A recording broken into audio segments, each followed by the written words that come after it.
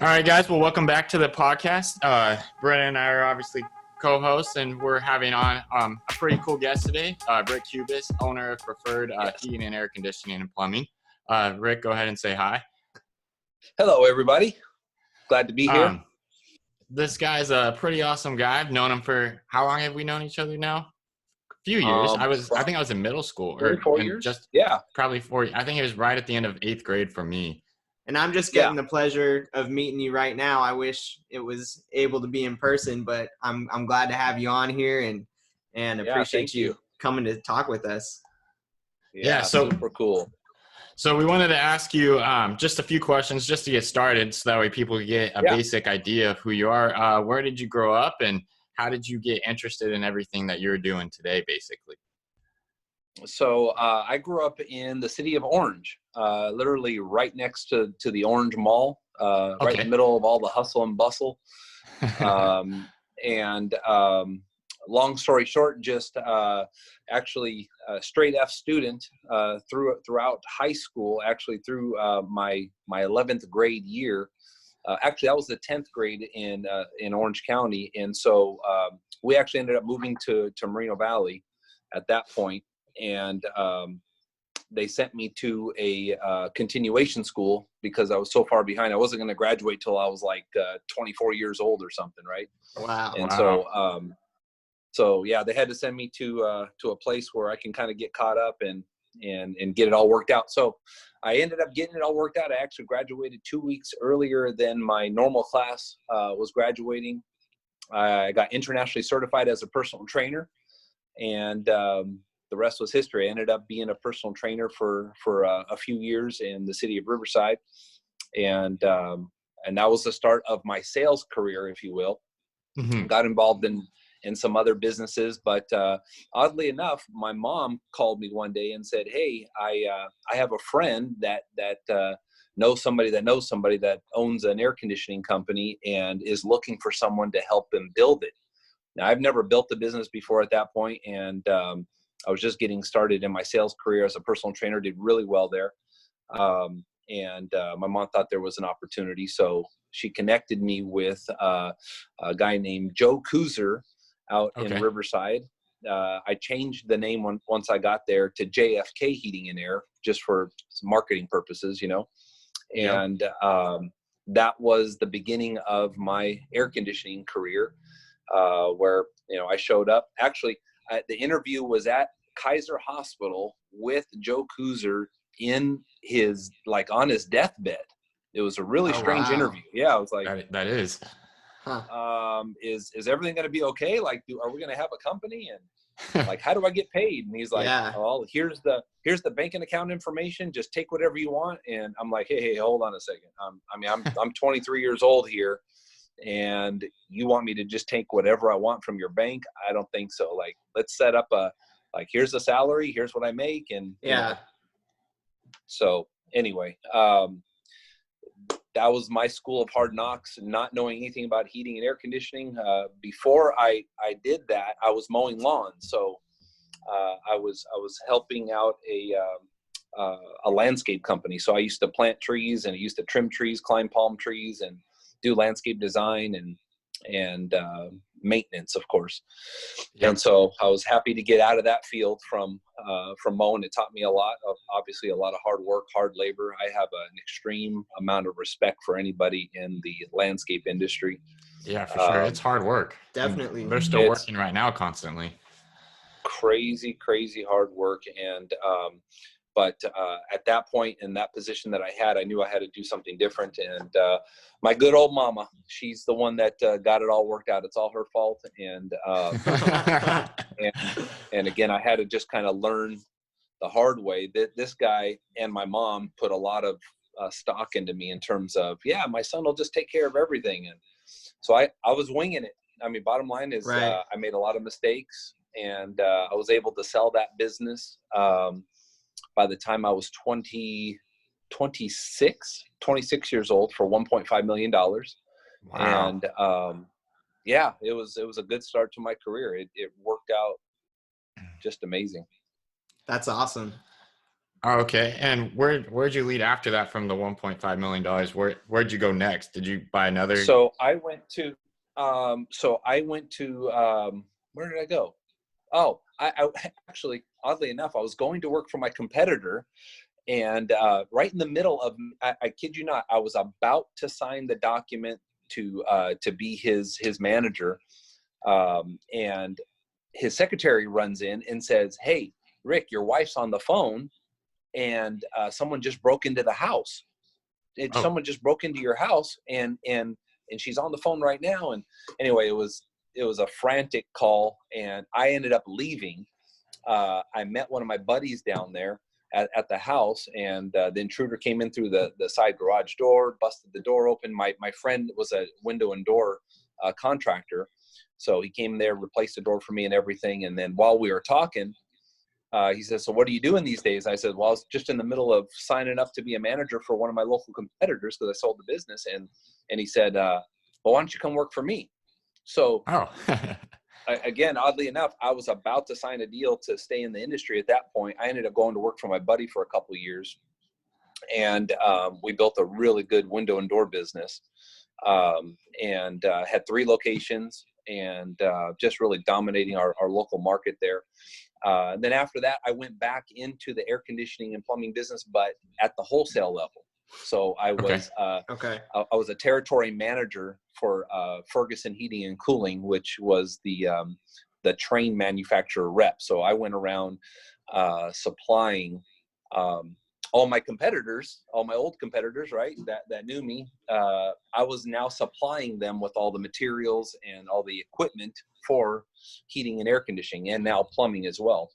Wow. And I would teach them about marketing and advertising, and how to run a business, how to build a sales team, and how to read a financial statement, kind of those value-added items. So more than just a supplier, I was actually helping them to build business. Yeah, you were guiding them along the way.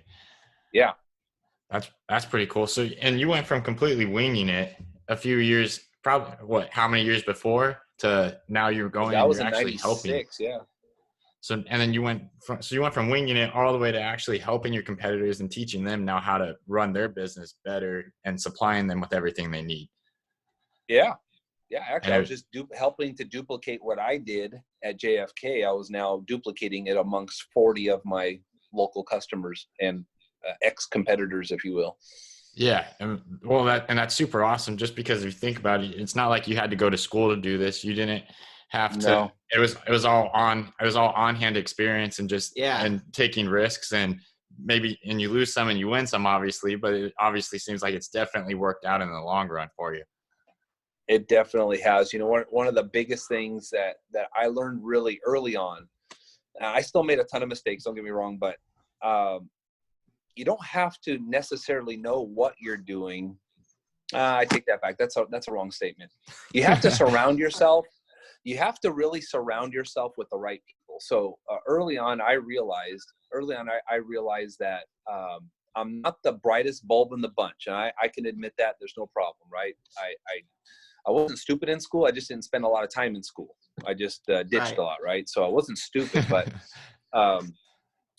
I didn't exercise my brain like most people did because I just wasn't there often. So, you know, it's kind of like algebra. It's not about algebra itself. It's about the process that you go through in algebra to come up with the solution. It's the process. It's the study. It's the focus. And so I didn't do any of that. And so it was very challenging for me in my adult life to get all that party started because I was just now learning how to use my brain, you know? And so what I was getting at, though, is surrounding yourself, whether you were in school or not in school, to be able to surround yourself with the right people that have your best interests in mind, have mentors that are willing to pour into you.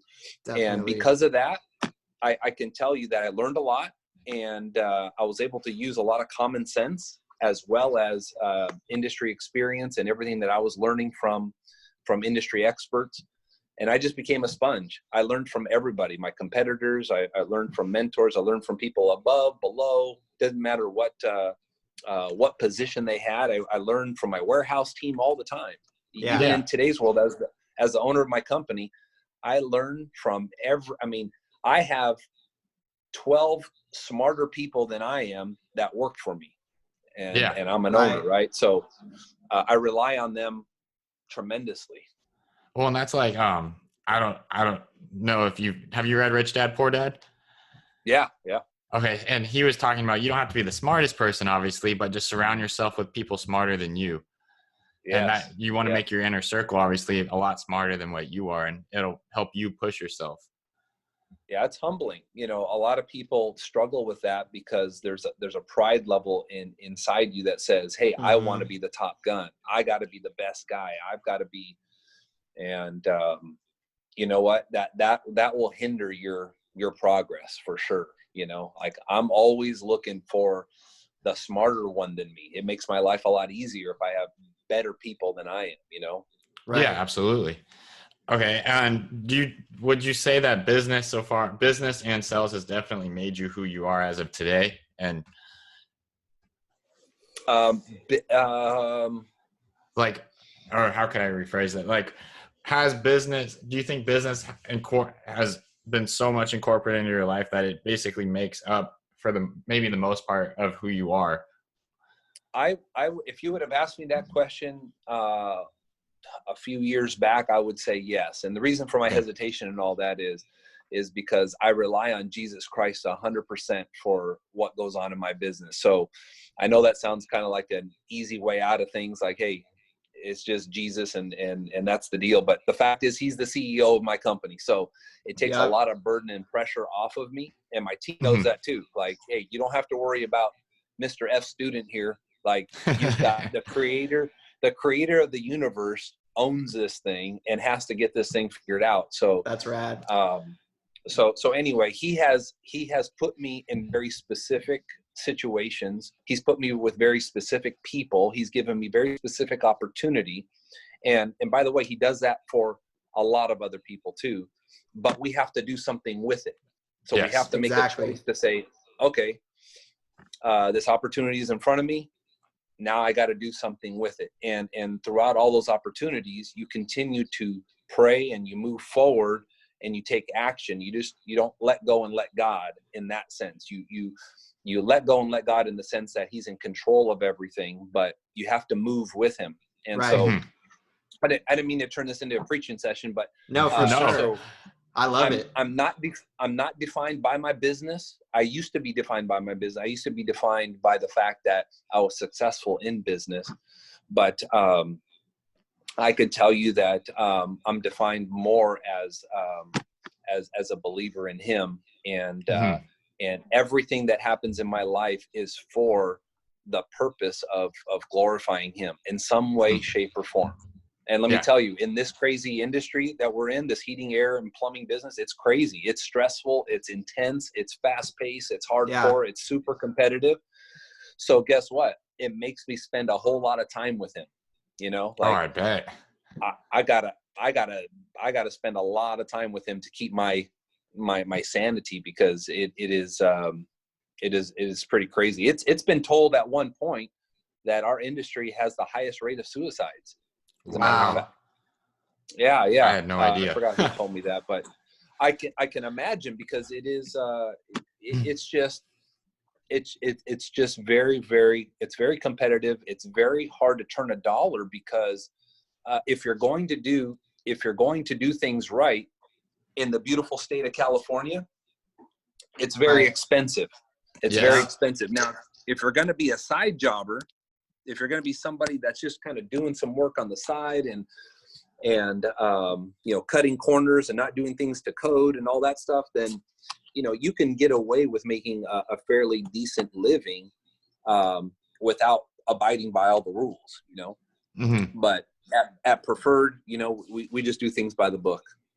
We have chosen to take the higher road. We have chosen to make less money than maybe others, but we know it's going to be quality work. We know it's going to be good work. It's going to be fair and honest, equitable, and it's going to be legal. Yes, so. Absolutely. Well, and that's even what we always talk to people about when we're hopping on phone calls with people that we're trying to negotiate deals with. And we always say we like to make it a win-win situation for everyone. Yes. Yes, that's our motto too. Same thing. Yeah. Yes, and I don't think I definitely, obviously, I think if you do something wrong, it probably is going to come back around. And that's what we always like to even talk about when we're negotiating with people is, hey, we want this to work out for you just as much as it works out for us. We don't want someone to leave the deal and be like, oh wow, like I regret doing this now. Yeah, bad taste in their mouth. I agree. That's the same thing we do. That's our motto. Yep. All right. So I wanted to also ask, are you working on anything new currently? Do you have anything else going on, or is your head mostly now just in? So we are, I mean, we're highly focused on doing what we typically do this time of year, and that is prepare people for the summer. I mean, the biggest thing people can do is have their system tuned up, because summer's right around the corner. Because it's going to get hot. It's going to get hot. This weekend, 103, right? It's already starting. And the fact is, the most expensive appliance on your home is your air conditioning system. It costs the most to repair and it costs the most to replace. So it just stands to reason to make sure you have us out there, get a full cleaning on it and get it tuned up and get a full report on the current status, just like your health. I mean, it's no different, get your annual checkup, make sure everything's doing what it's supposed to be doing, so you don't have a heart attack, so you don't have a kidney failure, so you don't have liver failure or whatever, right? And most of the things are not expensive. Preventative things are typically not very expensive, but they save you thousands of dollars in the long run. But unfortunately, well, it's kind of unfortunate and fortunate at the same time. Most people don't do the right maintenance on their systems, which makes for a lot of repairs and a lot of replacements, which blesses our company, right? But if people would take us up on this, you would save a lot of money on your electric bill, and you would prolong the inevitable. At some point, you're going to replace that system, right? At some point, it's just going to happen. But let's buy you some more time. Let's extend the life of your system. That's what we're about. We're about preventative. Yeah, absolutely. Well, that's even out here, obviously, and during the summer, it gets to 120, 125 degrees, and no one out here wants to have their AC not working, because there's no way you could live indoors. Nope. During that time of year. Not here. I'm sure for other people it's not as bad, but. Well, we've always said, our business and what we do, it's a life support system. If you think about it, we are an essential needs business. And, just think about what the world would be like without air conditioning. If every air conditioning technician on the planet just decided to stay home, like this weekend when it's 103, like life changes immediately. Think about what would happen if our plumbers weren't cleaning out sewers and taking care of all those toilet stoppages and plumbing. That isn't really something that a lot of people put into perspective very often. I don't think. I mean, that's not something that I think about, on a daily basis. So, talking to you and hearing about what you do firsthand really, makes you think about it a little bit more. Oh, it's crazy, especially like if you're stuck at home, you're under quarantine, and you think about if your toilet didn't work, like what would happen right now, guys, if your toilet did not work, or your water did not turn on, or when you turned it on, it made a mess and leaked everywhere. Like your life would be miserable. Especially not having anywhere else to go right now. You're confined to your home. Yeah, it's think about the damage, think about the health aspect and the disease that would be caused by backed up sewers, and it's and I take it for granted too. I mean, this isn't a dig on anybody else. We flush our toilets and turn on our water, and we take it for granted that it's just going to work and do its thing. But I'm really, really grateful for my team and their expertise and what they do and what they do for the community, because it is vital. It is a vital life support system that those guys keep doing what they're doing. So it's huge.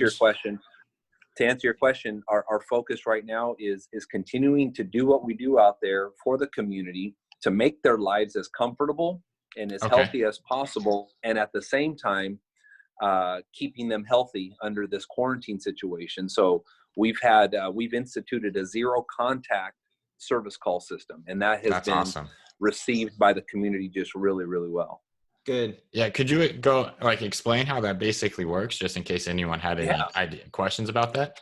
No problem at all. So kind of like what you and I were just talking about when we first started this interview was the Zoom calls, right? Like, yes. So the zero contact is just that. We are not going to have any human to human, face to face contact when we do the service calls. So when the customer calls in, my dispatch center talks to the customer about our process and procedure that we're doing to protect our team and to protect our customer, and still at the same time keep their lives comfortable and sewers flowing and all that stuff. So what that means is they're going to allow us access. We're going to agree upon how they're going to let us into the home. We're going to agree upon how we're going to communicate, either through Zoom, through FaceTime, through Messenger, or through text messaging, or just a simple phone call. We can text over videos. We can text over pictures to show them everything that we're doing. So when we go out there to do a diagnostic or we're doing maintenance, we show them before, we show them after, and they're not even signing our iPads either. So they're just texting over approvals. They're emailing over approvals. And that way, again, there's no face-to-face. If they need to leave us money, they put it in an envelope. They put it underneath the front doormat. We arrange for a credit card over the phone. So again, we're just doing whatever we can to minimize our time inside the house and minimize, well, not minimize, just totally zero contact with face-to-face. That's awesome. That's super. So we'll cool. actually step outside the house. Oh, that's ahead, awesome.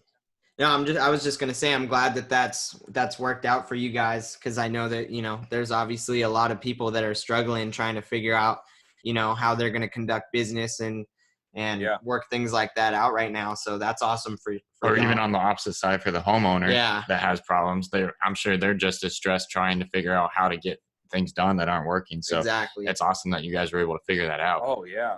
When this first took place, when the quarantine happened, literally our calls dropped to zero. Like it shut down. We were like, what in the world just happened? My gosh, what? So we had to think, we had to put our heads together and get this figured out as a team really quick. And so when we instituted the zero contact, the spigot opened up again. We were like, oh, thank God. So the customers, they were so scared. Coachella Valley had the highest mortality rate. The infections were going crazy and death rates were increasing. So, my team was concerned. They were scared. The community was scared. So everybody was just kind of like on hold, like, hey, you know what? We're just going to see what happens here. And so the zero contact gave them some more peace of mind. We started emailing our customers. Dispatch was on the front lines, just comforting the customers and letting them know all the precautions we're doing. And by the way, we're sanitizing daily over here at the offices. When the guys come into the shop, we sanitize their trucks. Yeah.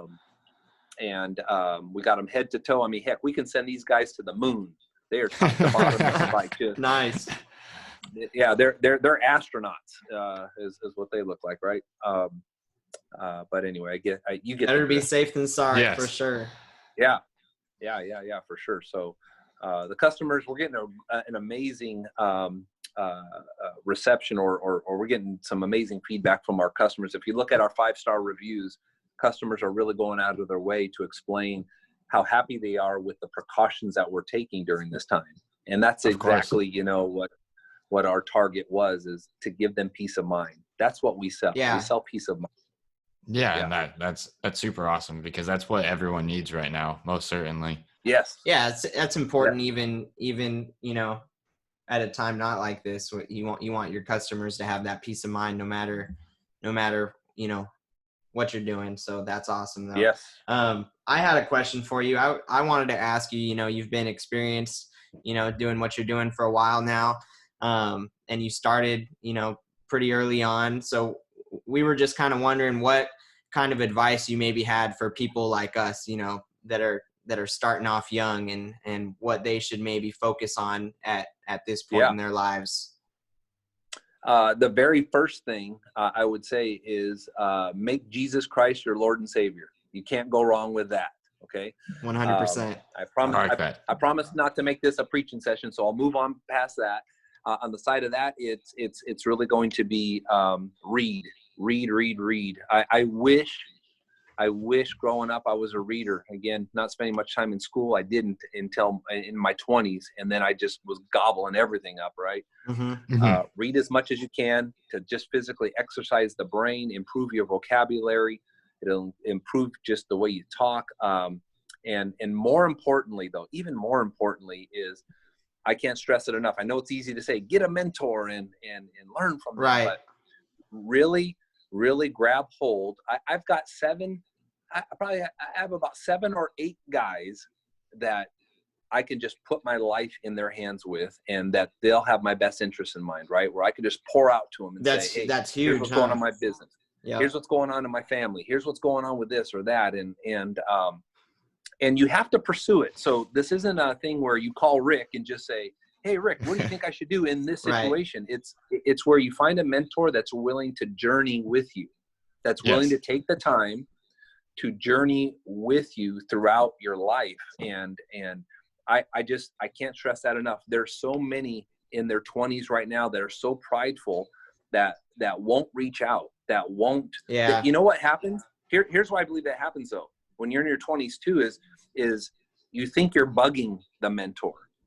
Now, I'm going to tell you right now, a good mentor will never feel like you're bugging him, unless here's the way you mess up a mentorship situation, is when you're getting advice from him and you're not taking the advice. You're not taking action. Now, you don't have to do everything a mentor says, but the whole point is that you grow. The way you bless a mentor is not by money, not by stuff, not by anything else, but implementing and growing. The best thing a mentor can see is for you to take the next step in your life and to really do the tough things in life that you need to do to be successful. That's how you pay a mentor. Right. That's something that they can take pride in. And it's beautiful. It's an amazing thing. And then the second part to that is where you mentor somebody else. So you're grabbing the mentor, you're journeying with that mentor, you're showing that mentor that you're growing, you're implementing, but you're doing it with somebody else, and you're blessing somebody else with what you're learning, and you're growing somebody else. Yeah. If you live with those concepts, you accept Jesus Christ as your Lord and Savior, you get a mentor, and then you mentor somebody else, I 100% guarantee your success in life. And the success really is just enjoying your life. You know, you're going to have hard times like everybody else. Everybody goes through seasons, whether it's depression or hard times. There's no doubt about that. Whatever, but your life will be good in so many ways with just those 3 things in place. Absolutely. That's huge. Hope that helps. For sure. Yeah. Thank you. I actually, I 100% agree with that, because it was because of a book that I reached out and I tried to find a mentor. And because I found that mentor, I feel like I'm actually like being able to like speed up my own like knowledge and like my errors, because this guy's now he's a real estate agent and he's been in the industry for 30 years. And now he's going along and he's showing me everything that he's done. And it's just, I feel like it is. I think it sped me up, but I think I've also been able to just learn and grow so much because of it, because this guy has tons of knowledge in what I'm trying to do right now. And it's been huge for me. Yeah. And it was totally an act of God. I was telling him, I was on Zillow looking for open houses just to go talk to agents and ask them questions. Just basically, I wanted to pick people's brains. This was the first one I walked into. It was a scary home because it was $2.5 million. I was super nervous going in, and this guy ended up being super awesome. And I've now talked to him almost every day, and I'm going to be working with him, and it's completely changed my life in a matter of, and I had no clue that this was the guy I was going to walk into, you know what I mean? Going into a house. So yeah, it's just been awesome. Yeah. That is so cool to hear. Awesome. Now just think about if you added to that 2 or 3, you know, one thing that I've learned also is be careful, because I'm sure the guy that you're dealing with is just an awesome guy. And I promise you, he would agree with what I'm about to say. And that is find 2 or 3 more, you know, in a multitude of counselors is where you're going to find the most wisdom. That's from the Bible. But you will get maybe not just so much different perspectives, but it'll help fill in some of the gaps of what maybe the current mentor is missing. We all have our downfalls. I tell people all the time that come to me is when they're struggling through something, I always tell them, I'll always finish it off with, hey, go talk to 2 or 3 other guys, or hey, talk to this guy, talk to this guy, talk to that lady, talk to, because because I don't know everything. I have some experience that I could share, but I'd be foolish to say that my way is my way is the only way. Yeah, there are so many other people out there that have had, plenty of other experiences that you haven't had in your life yet. The way I heard it was, especially if you have multiple different mentors, say you could basically, when you're looking at something, you could analyze it in different ways because you have like your mentors basically all telling you different things. So you could look at one thing and maybe 5 different ways because you have 5 different mentors instead of just looking at it your one specific way. Well, we also have different experiences too. So we've all been through different things, different challenges, and different successes and different failures, right? And it's really, honestly, it's the failures that make the success more than anything. So you want to find somebody that has failed miserably and that is still trucking through and still doing the work, right? There's people that have failed out there and live in failure. That's not who I'm talking about. Yes. I'm talking about the people who have failed miserably and are still there on the front line, still growing, still learning, still implementing, and becoming successful. You want to get around some people who have lost a lot of money, who have just made a lot of dumb decisions, and but that are not still making those dumb decisions, right? Yes. That's the strange part, right? They've learned from it. We've got to learn from those. We've got to learn from them. Yeah. I wanted just to tell you, I don't remember what summer it was, but we were in Havasu and we got to talking about business. I don't remember it was probably my freshman summer. And we were playing football at the time because at the time I was still playing football and we were talking about business. And ever since that time, I still remember the day where I began to honestly look up to you because your shoes are exactly basically where I'd like to be someday in my own type of business. Does that make sense? So I just want to say how much I appreciate you being on the show because I think you definitely inspired me seeing it firsthand and when I was so young. Nice. So I think that definitely honestly helped me a lot going into it because that year after is where I started figuring out what I wanted to do and everything that I was going to work on. Was that when I was throwing the football farther than you? No, you were not throwing farther than me. I was totally out bombing you, right? Was that the time? I don't think so. Probably because at that point in time he was playing football and I was throwing farther than him too. I was making fun of him all the time. That's definitely not true. That's definitely not true. All I remember is my shoulder not working for a long time after those throws because I had to prove I still had an arm. Well, I remember we were talking about football because at the time I was still playing and my injuries because of football actually led me to where I am today. So at the time I thought it was devastating. Like I thought I was like, wow, this is like the end of everything. And now it actually ended up you just look at it as more of a blessing in disguise, if anything. It totally was. It ended up being a new door for more opportunity. And I think it's definitely led me to where I am today. And if I was still playing football, I probably would not be sitting down having this conversation with you. I wouldn't be already started in real estate. So it was definitely a blessing in disguise. Yeah, for sure. Lemonade out of lemons. That's so cool, man. That's a great thing. Yeah. So I just wanted to say thank you, and I obviously appreciate it, even though I'm sure you had no clue at the time, but I've definitely carried it on with me even till today. So I appreciate it a lot. Oh, my pleasure, buddy. Yeah, anytime. I also wanted to ask, so I think you kind of already addressed it. What was your goal back then when you first started doing all of this, and how has it changed into today?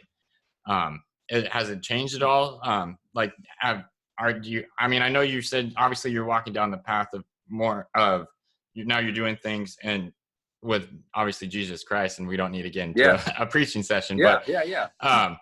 but is there anything that like when you first started out, like this is what you wanted to do, and then now today you're on a completely different path of what you're doing? I just wanted, if that makes sense. Yeah, it does. I think the path is really really similar to what it was. Early on, I did get into establishing goals and writing down my goals and projecting and always reviewing those goals day in and day out and monthly and yearly. But the goal has always been to influence as many people as possible, for the sake of their life and their future and their success and their families. Absolutely. It's the principle. I've helped many technicians over my years build their own business. I've helped many other outside of our industry, build their own business, start their own business, and so the goal really just remains the same: is how can I help get somebody from where they're at to where God wants them to be, both spiritually, physically, emotionally, whatever God's designed me to deliver and to help with. That's really it. I've really never had another higher focus than that.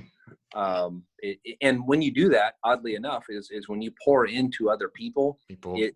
It's just the way, it's just the way God designed things. When you do those things, they just come back to you. They just come back to you.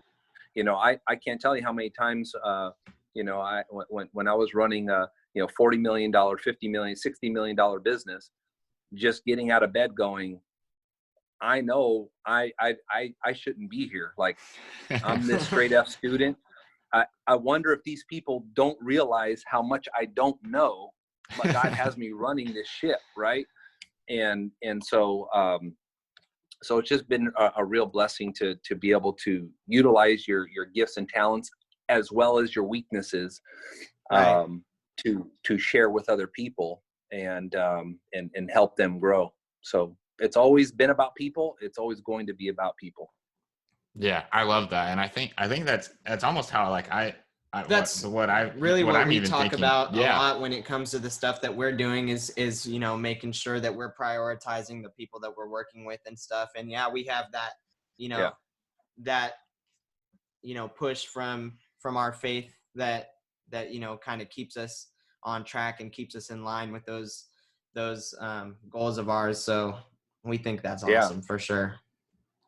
Yeah, and it's not a function of doing it to receive. It's kind of it's just kind of a natural occurrence that takes place. That's the real paycheck, is when right. Like in my business right now, when my guys are making really good money, they're happy, their wives are happy, their kids are happy. Like, that is honestly what my wife and I, Rachel and I, what we strive for all the time, is that they look forward to coming to work. They look forward to learning and developing. They look forward to making a good living. They look forward to taking care of customers. And so, we just want them to roll out of bed and look forward to those things. And so, again, it just goes back to how we can improve, help, and influence other people's lives from our own family to our preferred family and out to the community. Yes. Have you ever read the book? It's called The Closers, Part 1. It's a 3-part series. Yeah. Okay. Yeah. So that, I think, what's this? Is that Gaylord? Let's see. It's I need to get on top of these books, man. Let me find it real fast. It's Gaylord. The first book, I remember it changed everything for me, because at the end of the book, obviously it talks about how to become like the ultimate salesperson / closer. And at the end, inside the ring, it says God is first, people are second, and I am third.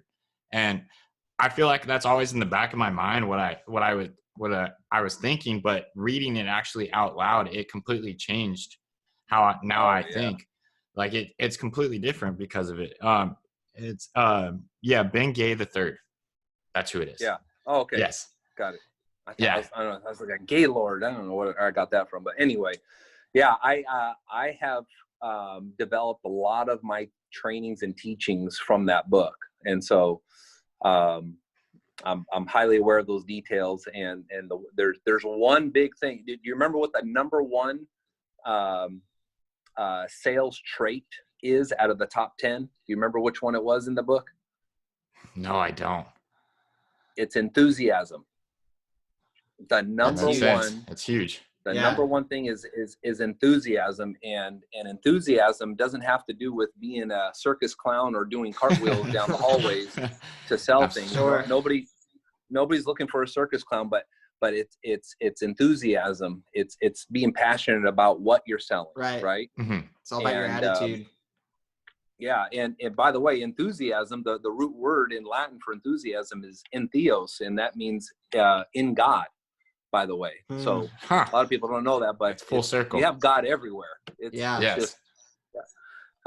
So be enthusiastic about what you do. If you don't love what you do, then go find something else and do that. You know, right? Well, and that's even what they say with sales. Like, if you don't 100% believe in what you're selling, the product you're selling, you're not going to sell the product well, anyways, because people are going to be able to sniff it out immediately. Like, they're just going to know, like, hey, this guy doesn't mean what he's saying. So you definitely have to believe in whatever you're doing, especially when it comes to sales. Otherwise, it's not going to work out in your favor.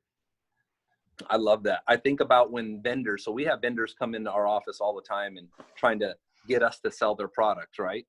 Yes. And I'll tell you, I'll bring vendors in, I'll show it to my guys, and my guys will sniff it out and be like, I'm not selling that stuff. Like, that's not, it's not good for the customer. Like, they don't care how much money they can make selling it. They don't care about what the contest is. They don't care about any incentive plan, nothing. And they're just like, Rick, that's just junk stuff, right?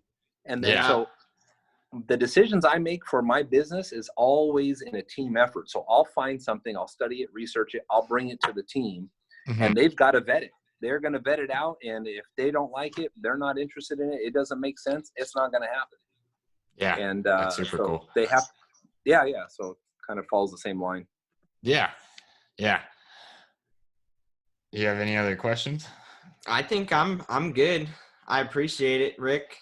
Yeah. Well, thanks for having me on, guys. I appreciate the time. Yeah, no, we definitely appreciate you taking your time. Obviously, you run a business and you're definitely a lot busier than we are. Yeah, we were super excited when you said that Don't you worry, wanted to you'll come get on. there. So, I'm You'll sure be we just will. As busy soon. I sure hope so. Yeah, I mean, the whole coronavirus is obviously it's terrible, but it's definitely slowed down a lot of things. Even I was talking to Brennan about, I was supposed to have my real estate license in the last couple of months already. Yeah. And now I don't. But I definitely, obviously, I even think that was another blessing, just because now we're having these podcasts. We get to have awesome people on like you, and hopefully we get to inspire some of the people listening. And I definitely don't think I would have started this anytime soon if it wasn't for that. So it hasn't been, didn't work out the best at first. And I think it's definitely turned out into something that we're just worked out making really the most cool. out of the circumstances that we're in. And, no, that's good. God works in mysterious ways, and we're just trying to, keep doing what we can. So you definitely have pressed the reset button, no doubt. But with that being said, fellas, it's time to get back to work. Let's let the people go back to work. Let's let your mom's gym open back up, right? Yes. Let's get everything back into action. I think that time is due. Yes. Plus, we agree. My 2-year-old twins are driving me crazy. So we need to get the show on the road. You know what I'm saying? Oh, yes. Yes. I completely agree. Well, we definitely appreciate you taking your time out of the day. And obviously, it sounds like your business is doing great, but we hope it only does better. And thank you for everything. For sure. Yeah, my pleasure, guys. Until next time. All right, right, Rick. Yes, until next time. You as well. See you guys. See ya. Bye. Bye.